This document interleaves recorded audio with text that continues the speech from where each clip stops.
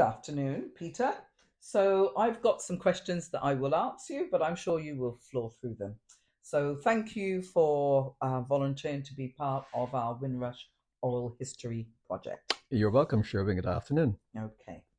All right. So the first question for the record is your name and what island you came from. I am Peter Small. I came from Barbados in 1964. I left Barbados on the 26th of July 1964, and I came straight to Reading. There's something I must share early with you, Sherwin, is that, and this only happened or only came to my thoughts earlier. When I came into Heathrow, and it was Heathrow I came into, we got in there about 2:30. We left Barbados at 6:20. It's amazing how those times and dates. Stay with you. Yeah, Gosh, I was there thinking you were reading that out like yesterday. we got in Heathrow at 2:20. Left Barbados on the Saturday afternoon, and we got in here, like I said, 2:20. And we were taken straight to the medical center. Okay. And it's only after I was planning mentally to meet you that I realized that is something that happened to us. We all had a medical before we could actually enter the UK. And where did you have to go to have the medical? There was a facility at Heathrow Airport that we actually, we came off the plane, we walked into the immigration. I'm not even sure if I had my passport stamped before I had this medical. And we had this medical, and then, I think we had the medical before. Okay. We had our passport of entry. So that was telling you something, wasn't it? Oh, I've never heard anybody say that before. And I only recall that preparing mentally for today. Yeah. Oh, thank you for sharing that. Gosh. Okay, so now let me go back a little bit. So getting ready, what it was like for you in your home island. Just a little bit about. Yeah. Okay. Ready? Yes, I'm ready. I'm not. Like I said, I left Barbados in '64. I was 18 years old, and I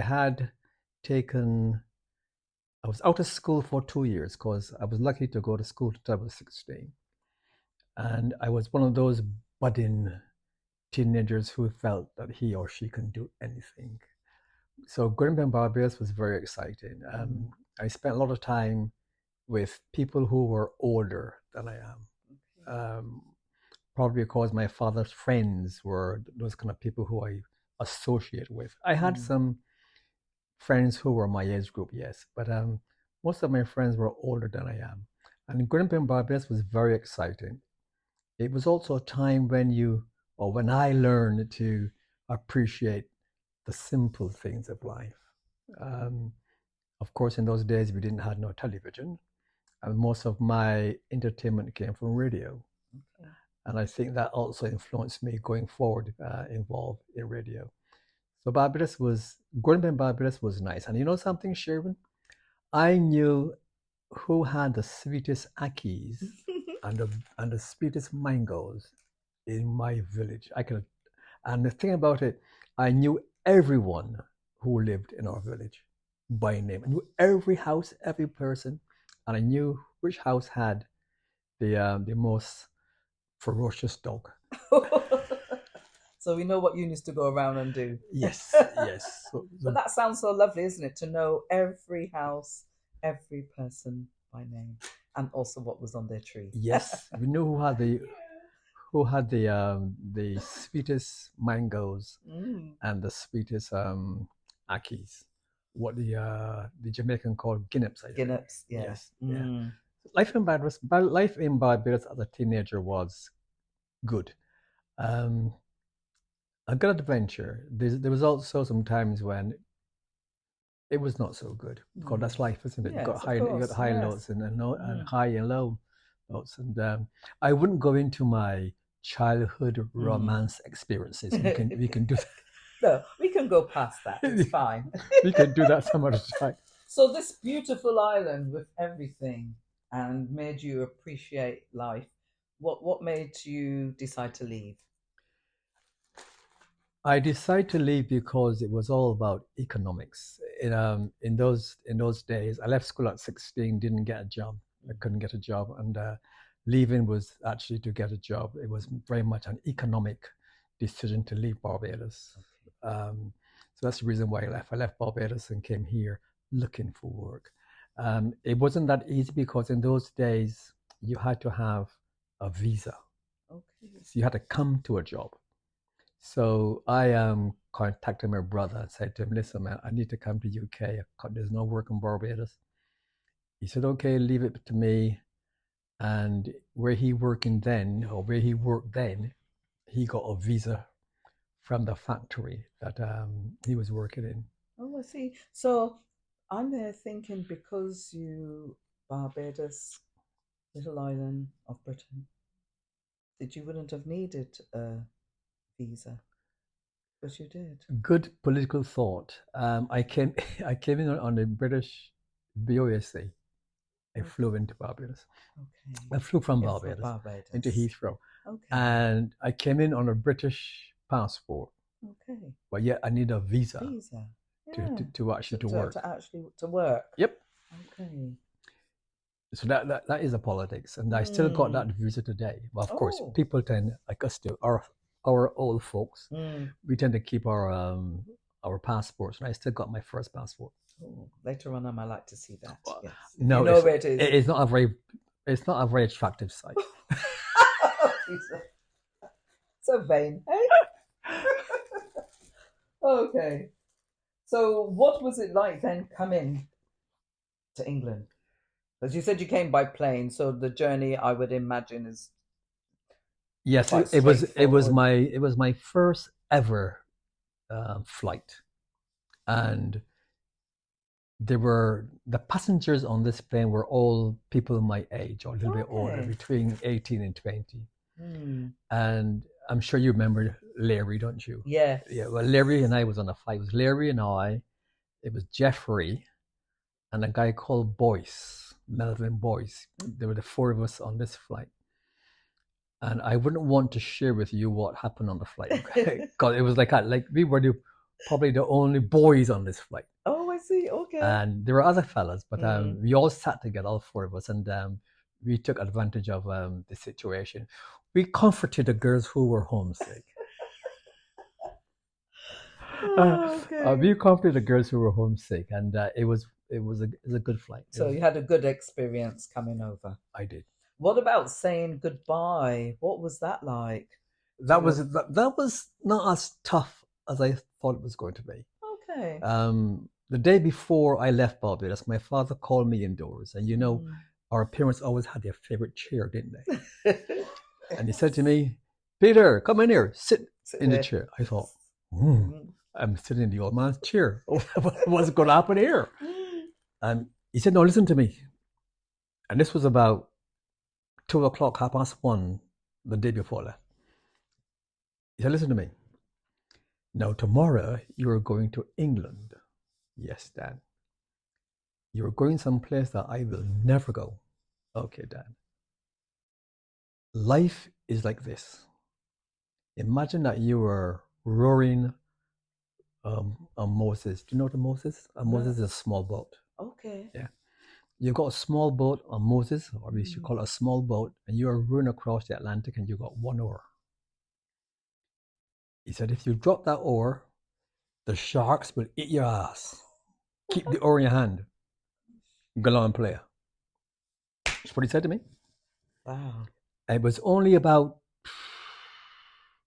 only Sherwin about 20 years later, I realized what he was saying. What he was saying. Yep.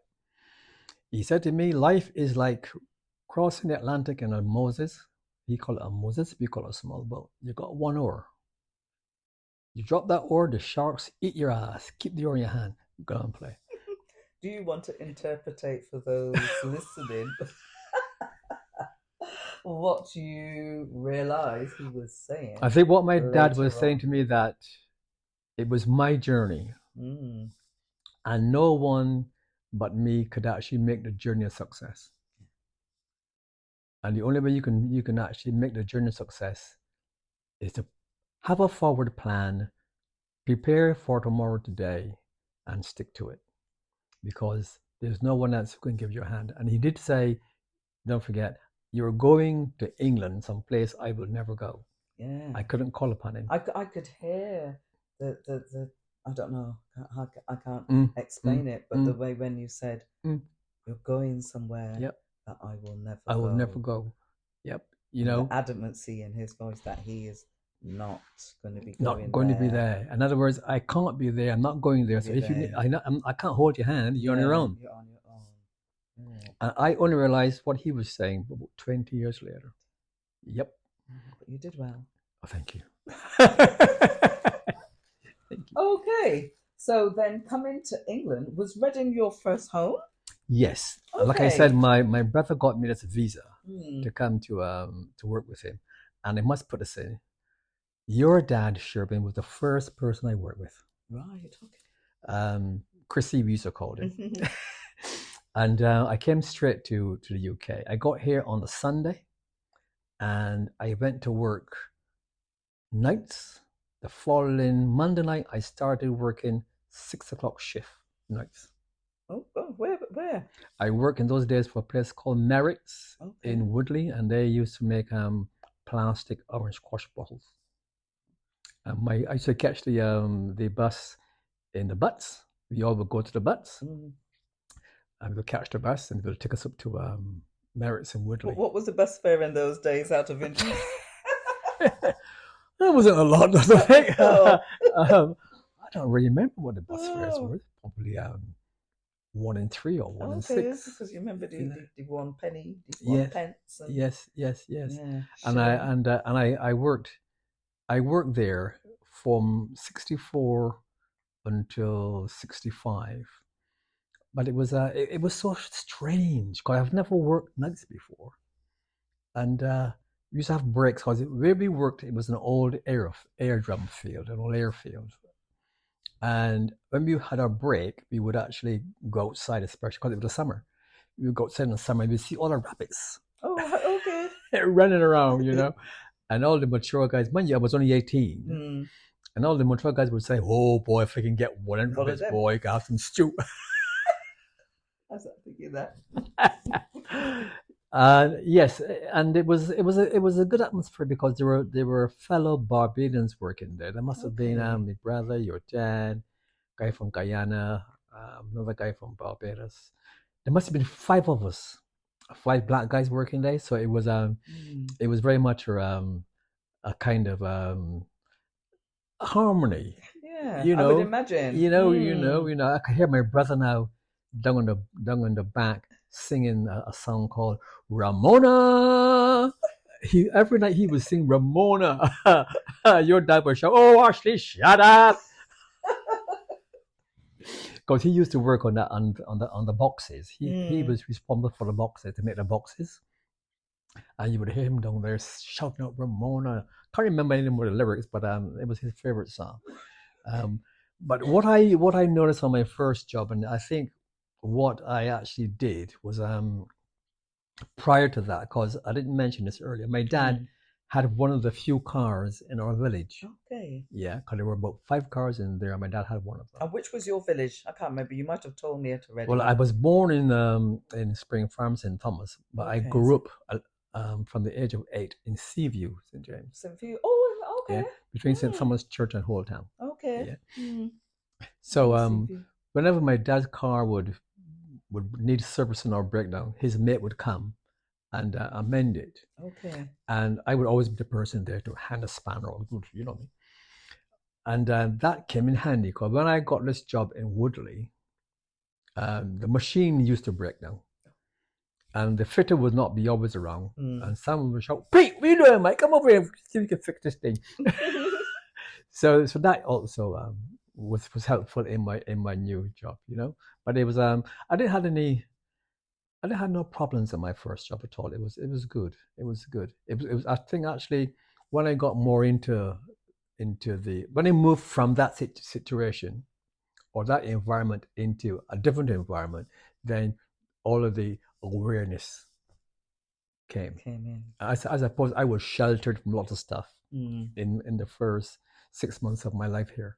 Okay. And I remember coming home from the airport and see all these houses with chimneys. I thought, what? Oh, I'm in a factory? only to be realized they were falling there. Man, that is chimneys on a house to heat the house. Well, how you heat the house? Man, you put coal in the fireplace. What the fireplace is? And then my brother showed me where you put the coals to get the heat. But we never had. That's another story I'll share with you. But we never had in the house we lived in. We never had that comfort. Okay. So just tell me a little bit about when you moved from that working experience to the experience of that kind of open to your eyes that you're here in England and it's different. I think, as people say now, the ball dropped when I left working for Merrick's and joined a company called Huntley Bone & Stevens. Okay. That was a different kettle of fish. I think that was the beginning of a lifetime experience in the UK. I used to work as a machinist, and we had many people from. There were mainly Irish, Scottish, and English persons who were the people who were involved in the day-to-day running of the shop. And your awareness of your presence was present. You know, I remember one old dear said to me, "Oh, you guys are more intelligent than we are." I thought, because what I discovered is that she must have been in her late 50s, 60s, and she was her maths was very weak, you know. And she always said to me, "Well, Pete, you could add up how many we did today, because we had a line where you make the biscuit tins, and they would actually the women would wrap the tins and pack them on a pallet, yeah, and then you would have to have so many high, and then you have to multiply X by Y to get how much on the pallet, yeah, and then at the end of your shift you had to say how many you did." Done. You know, and that task, funny enough, I thought my maths was weak, man, but there you are. That task would come to myself or to the same Jeffrey. You remember Moo? I know Jeffrey, who you mean. Yeah. Yes. To Jeffrey, because Jeffrey and I and Larry, we all then meet up at Huntley Bone & Stevens. Oh, okay. You could imagine what happened. Yes. You can imagine what happened. Yeah, imagine what happened. But then, like I said, then you had different people of different backgrounds and different attitudes, and you know, they would stare at you and they would always wonder, "But what are you eating today?" As if you ate something that you didn't, you know, they didn't eat, you know, and but what I also discovered was that they were very historical, uneducated.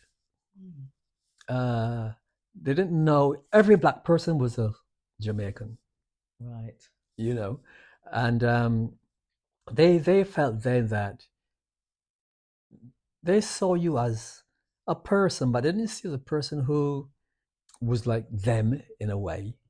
You know what I mean? You were some person out the blue, and I blame the education system, because you would also remember going forward now that a lot of our kids came here, and they were bright kids, but they were put in lower streams because of how they were perceived to be.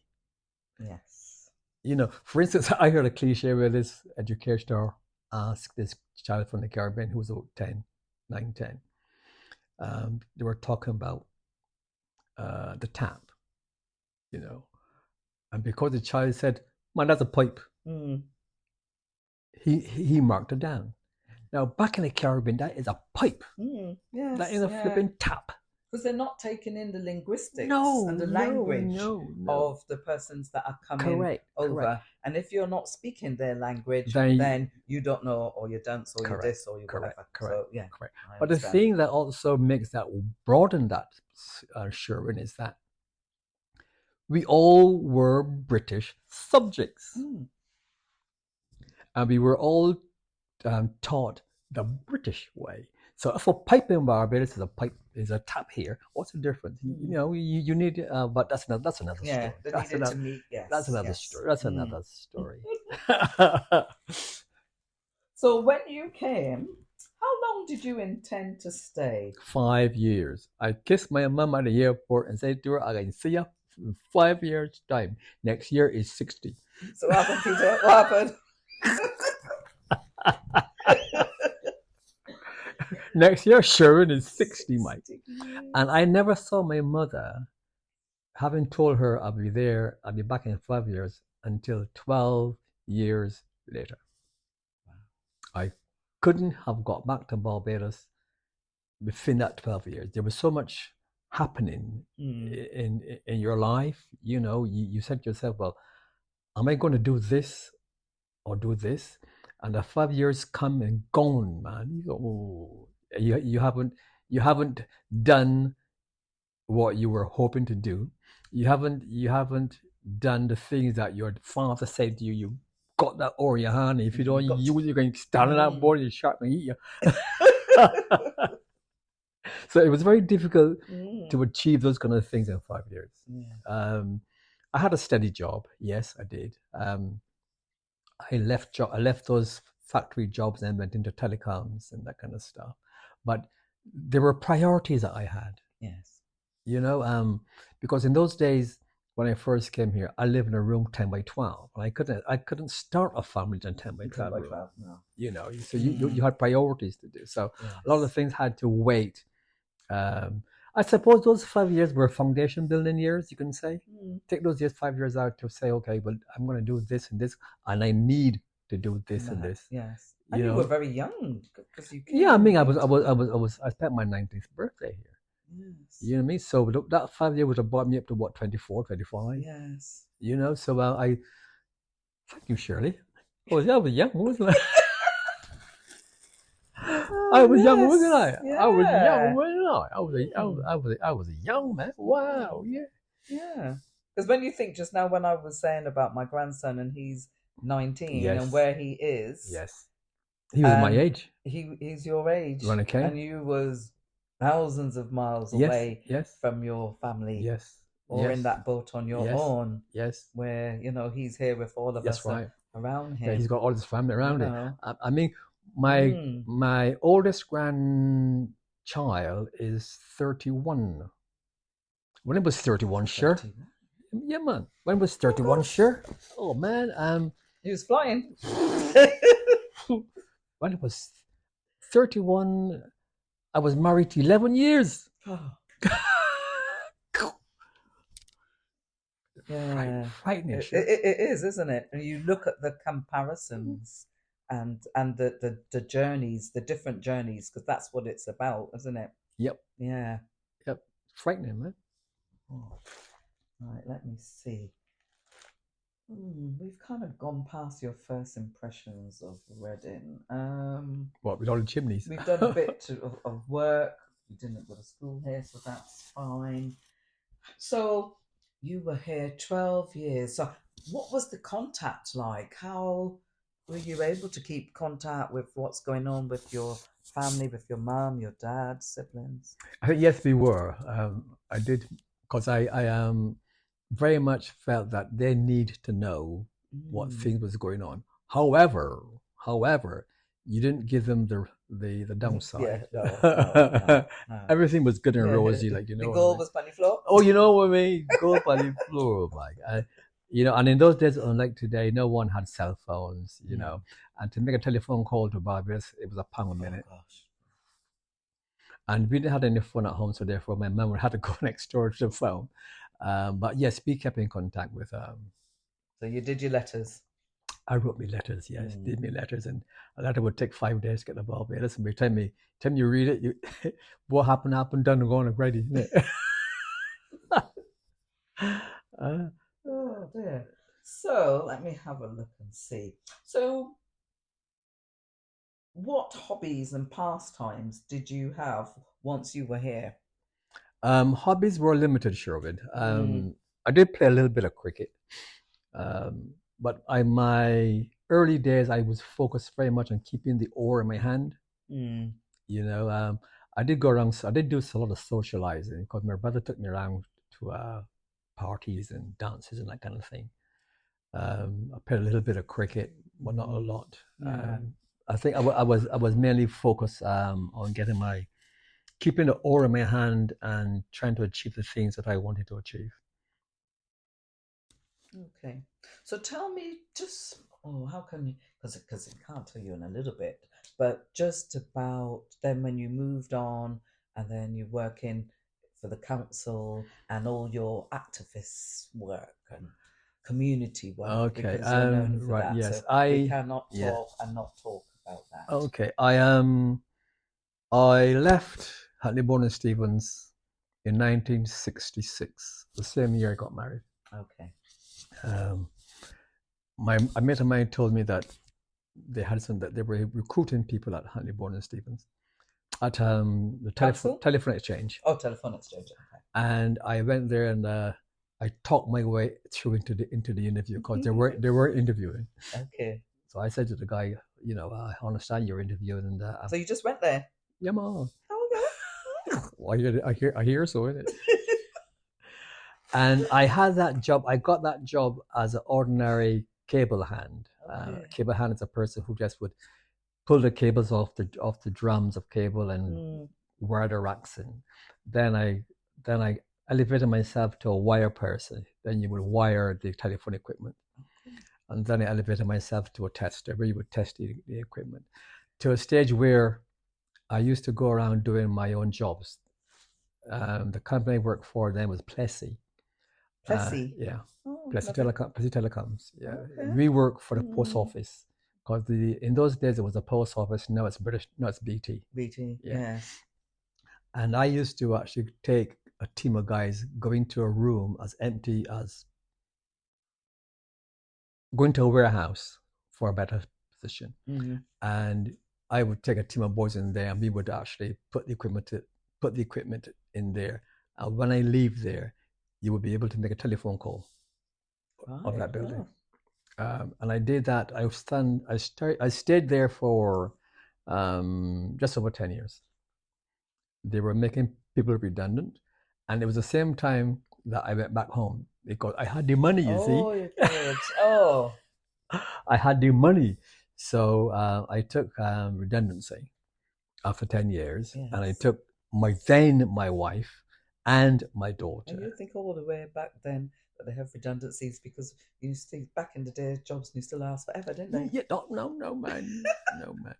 And it was from that redundancy that I had that I took then, because by then we had bought a house and by then we had. And where was your first house? My first house was next door, but one from here. Okay.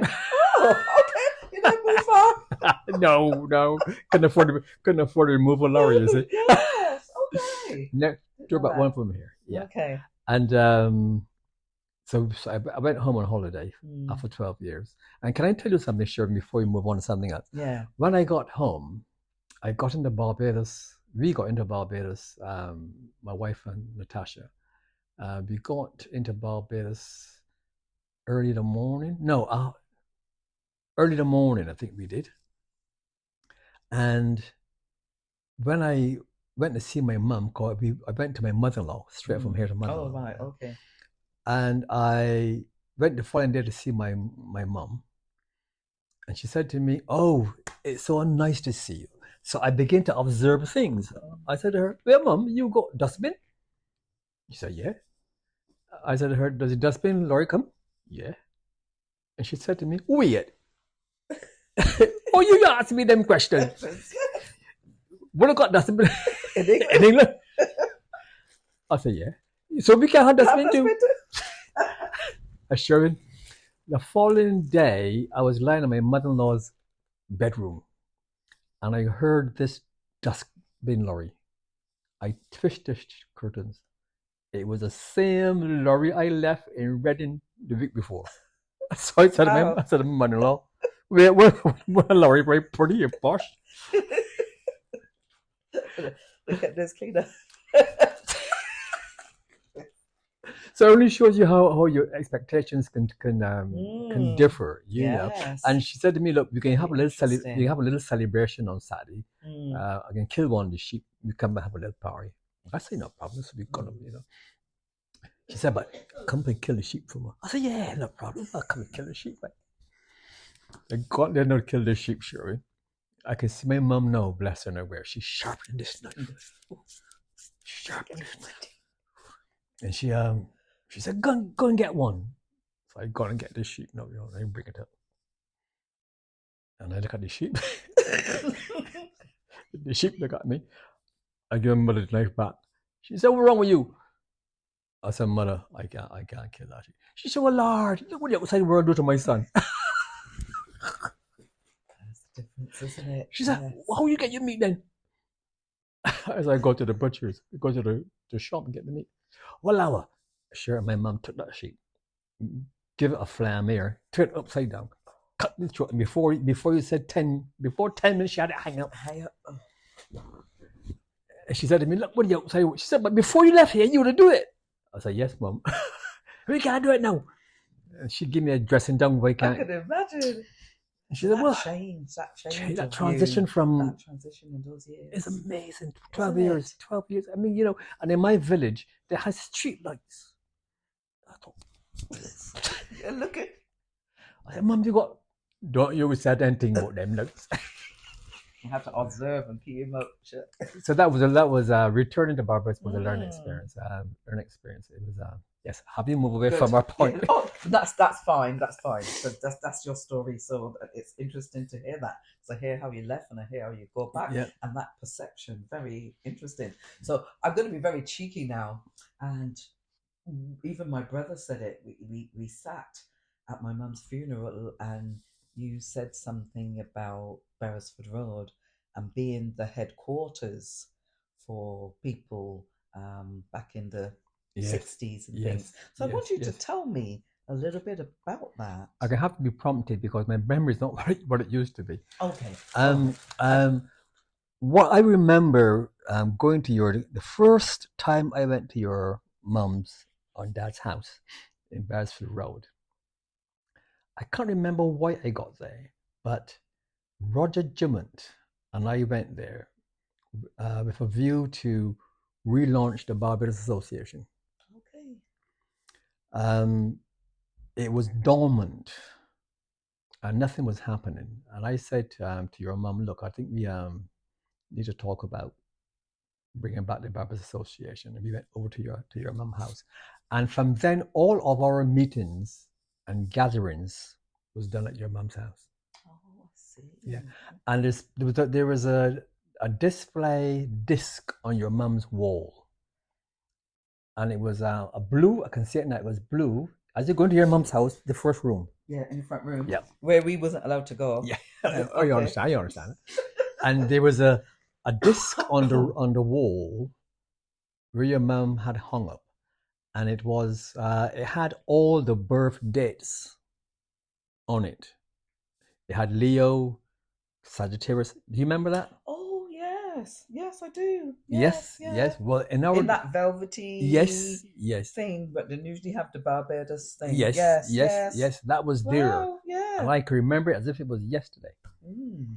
Like I said, yes, and we had meetings day. Of course, the women's circle stuff came out of there. But if you can, I can go back to the Barbados Association. That was the birth of.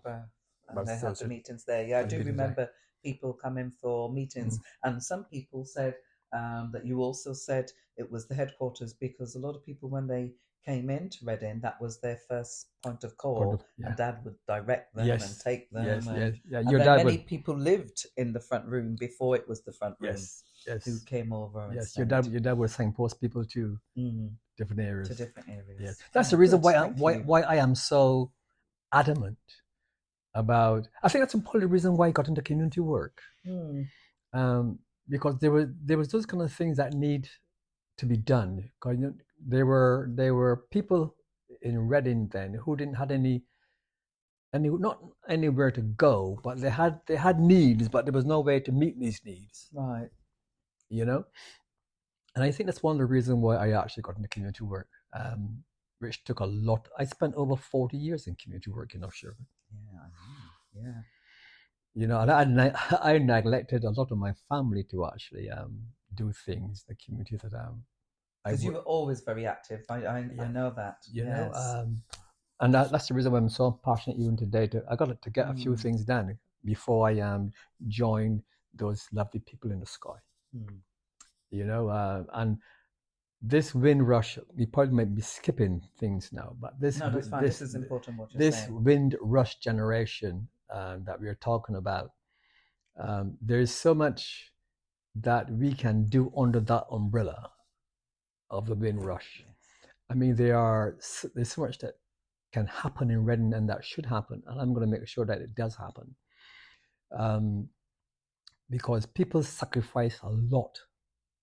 You know, for instance, when I came here in '64, Sherwin, I went straight to Zindan Street, right?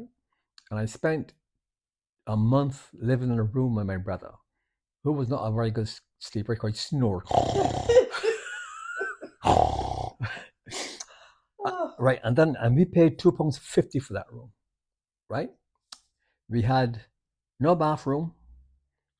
We had a kitchen which had 2 cookers, and the room had 8 rooms, right? And each room had a family. Right. And when you can cook on a Sunday, boy, you better get down. You get up at 4 o'clock. When you can cook on a Sunday, sure, you better get down there early, right?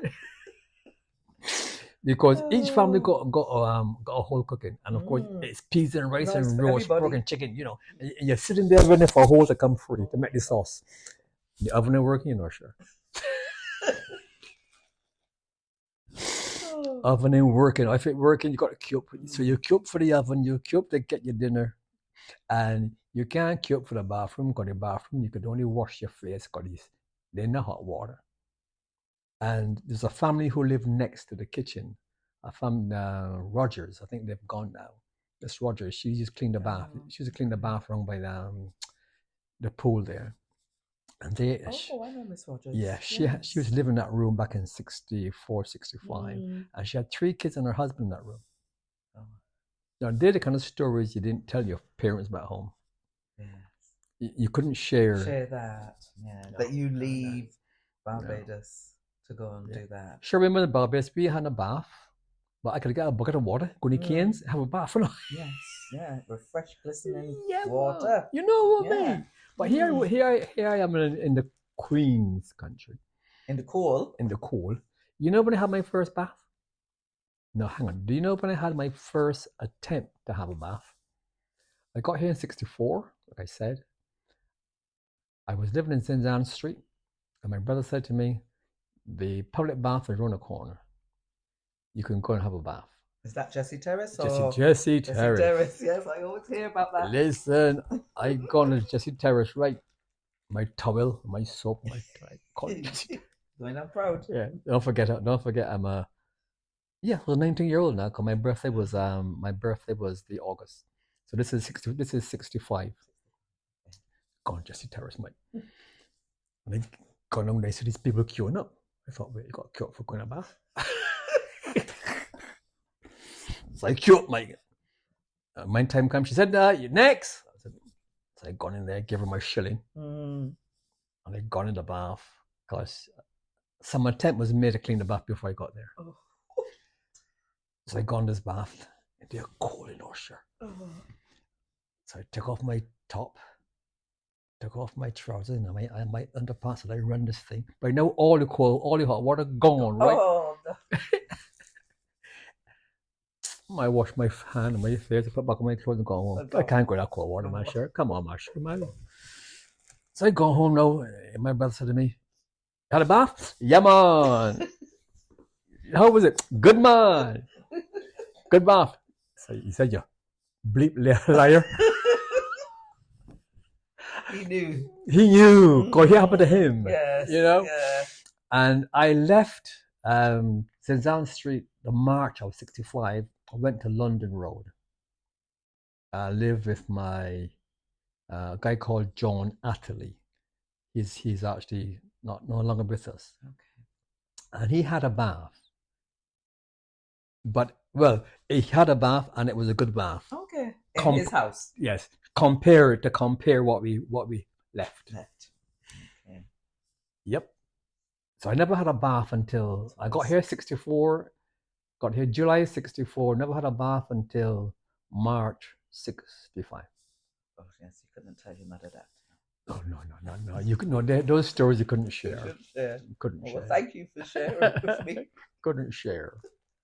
So, let's see, we've moved in and we moved out. So, I think that I will go to the bit about how does it feel to be part of the Windrush generation, and also what is the legacy of the Windrush generation. I think we'll touch on that. The Windrush generation was it 1948, 72? I think it is. Something like that. Yeah, 72. 72. I think it's a good chapter in our Black history to be recognized. But I would hope that it wouldn't be something that the Black community would enjoy like we enjoy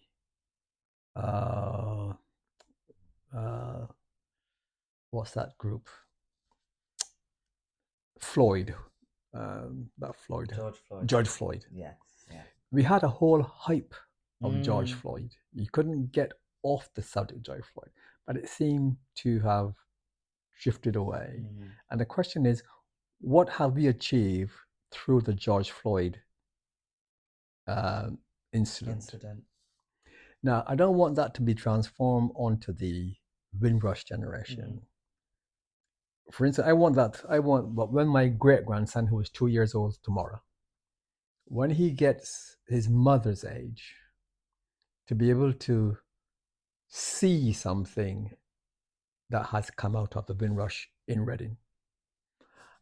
I want to think that when he walks down the Oxford Road, he'll say, you see that? That is part of my great-grandfather's legacy. And for me, that is the most important thing for the Windrush. We need to leave behind something for our children and grandchildren and great-grandchildren. And if the Windrush generation has presented that occasion, we should grab it with both hands. The legacy for me for the Windrush would be to, how am I going to put this? Improve the awareness of the Black people in the UK, plural. I would want to say, you can go up to Apollo and you get a lot of Black literature, etc. Well, I used to be able to, when I was at college, I used to go there and get all my stuff. Right? But I would like to see a section in the libraries, plural, every library, of Black achievements. Now, I've gone upstairs, 1, 2, 3, I think got 4 books that either were written by Black people or are about Black people, local Black people. Right. Elsa Fenton, what was that woman? Who was she was a midwife from Trinidad. Oh. Something Paul. Shirley Paul. I can see Shirley Paul. Something Temple Paul. Yes. Yeah. Right.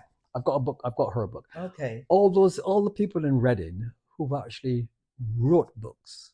I want to see a section in the local library where my great-grandson will be able to go in there and borrow those books, read them, and probably do a thesis at college or uni. Yes. On the struggle of the Windrush. Yes. I went to that town hall event. I was invited to, right? Yes. It was a fantastic event. It was wonderful. It wasn't recorded. Right, yeah. It should be on video. To share. To share, put it in the archives. If it's going to be at where's that place that you went? Yeah, dear man. I mean, at the museum. If it can be at the museum, yeah. All of these events that we've had on the Windrush needs to be recorded and catalogued, right? So that when our great-grandchildren and our grandchildren take over from us, because like I said, they've got the information. Got the information. I will check, but I see people taking photographs, but I didn't see like a video recording. And I will go one step further, that all of this information should be in the schools, because I know that when my daughter was in a school where she was in the minority, I used to go in every week. So they would have stories, different things about, you know, the Windrush community. And then it wasn't the Windrush, No, it was no. just about my parents and Yes, the things that my yes, parents told yes, me and yes, the things that I learned when I went to the yes, Caribbean and yes. things that I Yep, researched. And it was just really yep, sharing that yep. so that they can understand that this is not just one little black girl that Nope. come in here and she Vital. have to follow this or follow that. This is about, but anyway, I'm interviewing you, Yes. not me talking. But Yes. No, I am on the same you same know, ticket. but very, I On just the feel same very ticket. passionate about it, and I Yes. did it with both of my Yes. children. Yes. You know, so I just feel that a Yes. lot of this stuff needs to be going into the schools. It's fine, the Yep. museum, we've got that exhibition there, Yes. but how many people will get their children to go to it? It needs to be everyday It needs. knowledge, Yes. just We. like Yes. Black History Month. Correct. We black every day, every Correct. month, every year. Correct. It needs Correct. to be. Correct. The Windrush has got to be part of the to be successful. In my view, the Windrush generation has got to be part of the education facilities criteria. The schools. Here's a typical example. I go to pick up my grandsons from school, so I get very pally with the teachers. And I remember when my daughter was at school, the teachers were older. Yeah. but now they are Now teenage, they- whoa, Oh. 20s. Oh no. And I see them as my grandchildren. Oh. So I said to her one day, are you doing anything about the Windrush generation? Pardon? I said, the Windrush, 1948 to 72, the first black people came here. Mind you, we were here before 48. Oh, but yeah, I was just going to say. she said, oh, I haven't heard about it. I don't know anything about it. Nothing. It's not on their radar. It's not on their curriculum. No. So I'm very much want to push the answer to your question. I very much want to push the Windrush as an education process. And it should be in our schools. Our grandchildren need to know who, what, and where was the Windrush, and it should be taught from year one all the way through. So when they get to year 11 or whatever it is, they've got a picture of what it really sound imprint. Yes, that's you've covered that brilliantly, Peter. That is good. Well, and I know that there's probably that you have lots more to say. I do. Thank you very much. And it may be that I come back and we touch another area. But is there anything else did you think that I didn't ask you or we didn't cover that you would like to say? I think I will have to put it at the end or tag it onto the end of the Windrush story. And I'm talking about Reading, yes, rather than Windrush plural. Yes, and that's what we're talking about, Reading, really. Yeah. There have been some people in Reading, and this is about the Black Church now, right? I don't know if you were able to talk to anyone who are a family member of Mother Walker. No, I haven't. Yeah, and I don't even know if I. No, I'm going to now, I'm going to talk. I'm going to see if my auntie will talk to you. My auntie is 91. Okay, all right. Mother Walker was one of the first, and her husband was one of the first persons who started a church in Reading. Yeah, and this is what my auntie told me.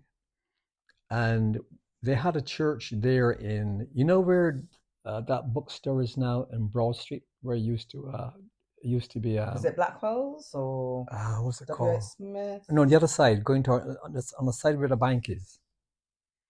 Waterstones. Okay. Yeah, that used to be a church. Okay. Remember that? See the building. Remember that church? Yes, I do. Okay, then. Okay, then. Because it was just tucked in. Yes. Yes. Yeah. Waterstones. They had a room in Waterstones, or one of their worship areas was in Waterstones, and it became so popular that it became so popular and less popular because our black folks in those days would go, and the guy would hire the room to have the church, and there was not enough. Sometimes there was not enough money to pay for the rent, right? And he paid for it out of his pocket. and that was Mother Walker's husband. So he and his wife, Mother Walker, they ran that church.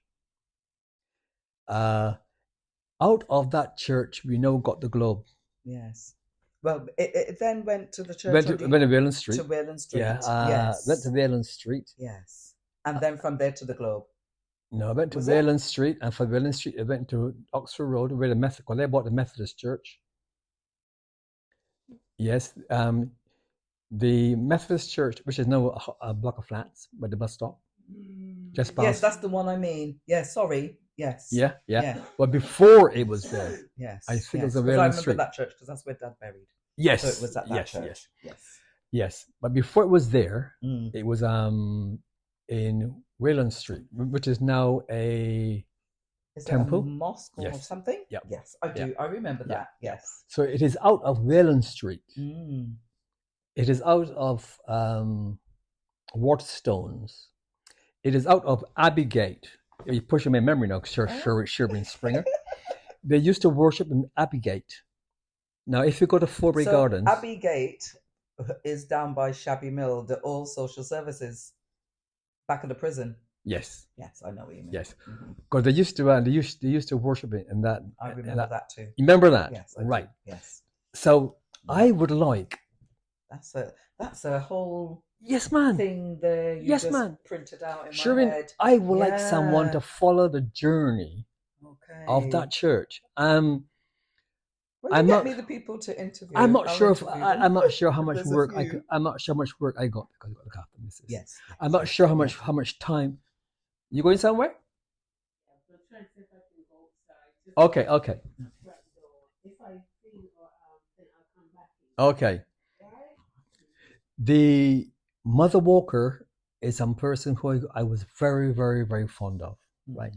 But I would like that story to be told. Okay. Now I give you that job. All right. Thank you. Yeah. Now I will see my auntie. Look in my brain because there was something about churches, and I don't know where it's come from, or if I heard somebody talk about wanting to do something. But okay, yes, we've got it on record, so yes, I will. Yes, I need someone. Like I said, sadly I can't do it, but I would love to. To do that history alone would be so interesting. Even if you do Mother Walker's history. Okay, all right. Now I might be wrong here, but when the Globe moved to Portman Road, over there, the first funeral that Pastor Thomas, hang on, Bishop Thomas. Oh, Bishop Thomas. Did was a guy called Ralph Peart. Yes. Now the reason why I'm going to bring that up, and I'm going back now to my radio program, but you kicking. And Peart is Carey Street, the top of there. Yes. Peart was the first black person in Reading to buy a house. Okay. Now that's another story. Yeah, I think I hear that from Vi. Oh yeah, you probably did. Yes. And that house is at the top of Carey Street. I've been there back in the 80s to interview Peart. Yeah. And that was those houses. Yes. So I would very much see. Oh man, there's so much. I've actually got a bit of history on Peart. Have you? And Janice Small went to the dock and found his name. Really? And when he came in, she sent it to me. Excellent. Yes, I have that. She's on my Facebook, Janice. But I want someone to follow the history of the Globe. So the first person I just need to write it down because I did hear that before. You want that, late? I got it. Okay, Peart. Yeah. Peart. His name has come up a couple of times. Ralph. Yeah. Peart.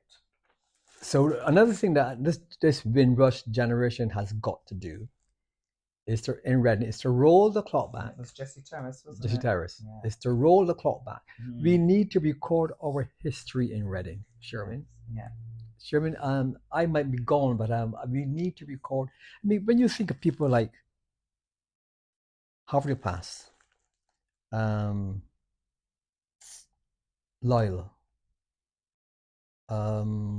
Lyle? Yeah. Oh, probation officer, yeah. magistrate, Yeah. etc. Do you know it was Yeah. Loyal and Harvey who brought Carnival to Reading? You know, No. you know now. Oh, okay. Julian Davis. Remember that name? He's from I know the name. Julian Davis I can't was see the a face. magistrate. He was light skinned. He came from St Vincent. Okay. I can't see his face, but I can. Yes, yeah, I know that Julian name. Davis. We need to. These are the record of people we need to. Finding their family, if we could interview these people. I can find his find family. some contacts for me. That would be good. But this is my interest in the Windrush generation. Yes. One of the things when you sent me that message the other day, funny enough, we were talking about the same thing of having something to mark the people of the Windrush in Reading. Yes. And when I went to Barbados recently, I went to the I'll call it the wrong thing, but anyway, they've built a wall. Mm-hmm.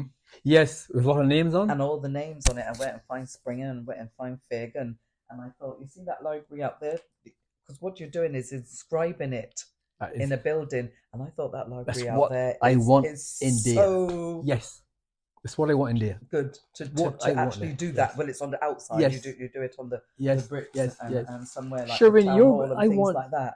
I want your great grandson to walk up and down Oxford Road, not the way we did. He can't find where he is. Yeah. If I go to Oxford, you want to see that. Do you want them to be able to see themselves? Yes, they've got to see themselves. Yeah. I don't. Right now, I go up the Oxford Road with the memories in my head, but there's nothing on the Oxford Road that I can say. You're right. Reflects Peter Small or the community college. Absolutely, or the generation, nothing. Yeah. And if it's the last thing, if my wife wasn't as she is not too well, I would have been out there on my bicycle. Yes. Sure, I would. I know you would be shouting at the rooftops, and you would be dragging us all in and say, "Come, right, you're going to do this. You know what I mean? We're going to do that." No, we need to record the stuff for our children and grandchildren to walk up the Oxford Road with their head held high. Because you see that there? My grandfather, my great grandfather. It's what that is what I want to get out of the Windrush. Okay. Yeah. Now I'm loud and clear, and thank you. I've got a lot of information to go on here. So thank you very much, Peter. Well, thank you for coming. I hope I have been helpful. Oh, you have. And I'm sure that everybody who listened to it will find it really helpful and interesting. It was a pleasure. It was a pleasure. And we'll come again and we'll do something else. Okay. Thank you very much. Thank you for coming.